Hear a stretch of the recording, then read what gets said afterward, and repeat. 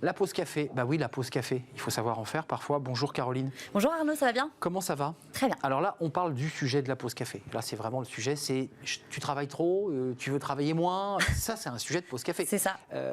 On parle du temps de travail. Et oui, Ça agace les collaborateurs. Ouais. Faut-il travailler 32 ou 39 heures? C'est un peu l'enjeu en ce moment, en tout cas en France, avec les élections présidentielles qui approchent. Vous allez voir que cette question du temps de travail ne se pose pas qu'en France. En Corée du Sud, le président conservateur fraîchement élu va bien plus loin. Alors, il a 61 ans, il s'appelle Yoon Suk-yeol, il a été élu début mars. Il a fait campagne en fait en proposant un assouplissement du droit du travail, visant notamment le salaire minimal et le temps de travail maximal. La semaine de travail en Corée du Sud, c'est déjà quand même 52 heures. C'est quand même déjà pas mal. Pour Yoon Suk-yeol, ce n'est pas assez. D'après lui, les Sud-Coréens pourraient travailler 120 heures par semaine. Combien? 120 heures par semaine. C'est-à-dire quoi, 12 heures, je calcule 17 pas. heures. 17 heures par jour. Il a fait cette proposition en fait en juillet dernier, donc il n'était pas encore président. Et voici son argument. Pour développer un jeu vidéo, vous devez travailler une semaine entière au lieu de 52 heures. Ce n'est pas assez. Vous devriez pouvoir travailler dur, même pendant 120 heures, et ensuite pouvoir vous reposer autant que vous le souhaitez. C'est-à-dire en fonction de l'activité, là. C'est ça. Mais alors pour l'heure, le désormais président n'a pas encore mis sa proposition à exécution. Il est peu probable d'ailleurs qu'il la mette en place, puisque une semaine dure 168 heures. Donc si on travaille 120 heures par semaine, il resterait moins de 7 heures par jour pour manger, pour dormir, pour voir ses amis, sa femme. Enfin, c'est quand même un peu court. Bon, à suivre, vous viendrez nous en parler, de savoir ce qu'a sûr. fait ce président au nom difficilement prononçable. Surtout que déjà en Corée du Sud, c'est le pays où on travaille le plus déjà. Oui, complètement. 52 heures maximum, je vous l'ai dit tout à l'heure, par semaine. En fait, ça fait 40 heures et 12 heures supplémentaires légalement, pour être précise. Alors, d'après les dernières statistiques, je vais y arriver, de l'OCDE, relatives au classement des heures annuelles moyennes réellement travaillées par travailleur, en 2020, un employé sud-coréen a travaillé en moyenne 1908 heures. C'est l'un des plus hauts taux d'heures travaillées dans le monde, dans l'organisation même économique de 38 pays, derrière par exemple le Costa Rica, le Mexique, c'est là où on travaille le plus, le Mexique, et la Colombie. À titre de comparaison, aux États-Unis, le travailleur a travaillé en moyenne 1767 heures en 2020. Pays où on travaille déjà beaucoup aux États-Unis. On va changer de mode, puisqu'on passe de ceux qui travaillent le plus, finalement, à ceux où on travaille le moins. Alors c'est où?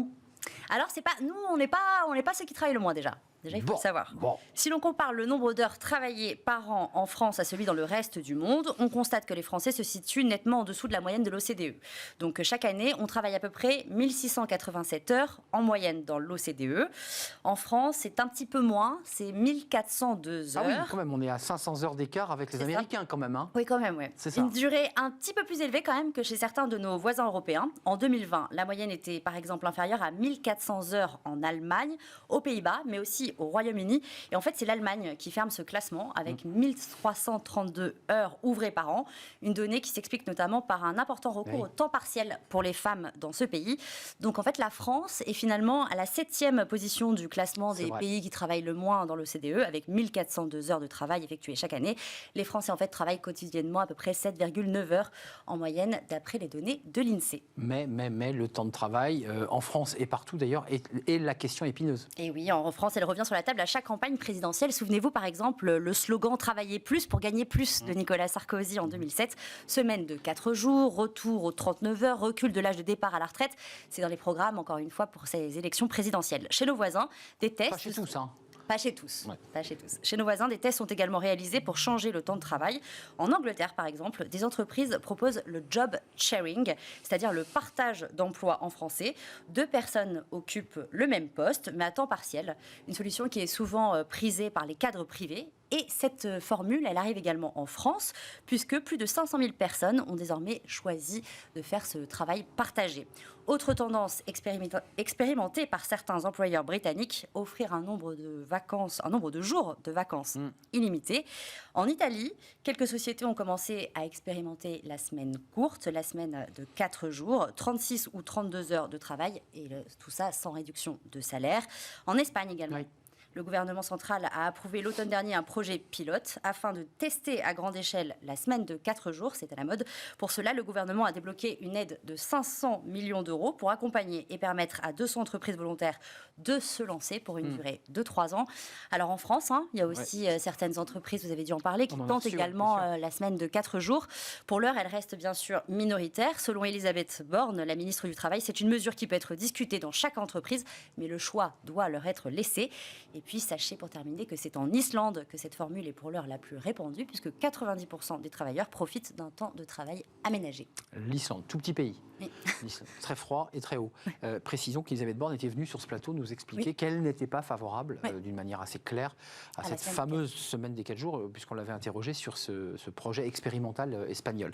Merci Caroline. Bon, écoutez, il vaut mieux peut-être se situer côté allemand-français que partir travailler en Corée du Sud. Enfin, encore que, peut-être que les Coréens sont très heureux de travailler 1975 heures par an. Merci Caroline pour cette pause café. On fait une courte pause. Le cercle RH s'intéresse à l'inclusion. On en parle beaucoup. La place des personnes handicapées au sein du monde du travail, dans l'entreprise. État des lieux, évidemment, à l'occasion de cette campagne présidentielle, des personnes handicapées qui, à l'occasion de manifestations, on considère que les candidats les oublient. On parle peu ou pas de la place des personnes handicapées et ils le déplorent. On en parle juste après cette pause avec mes invités, évidemment.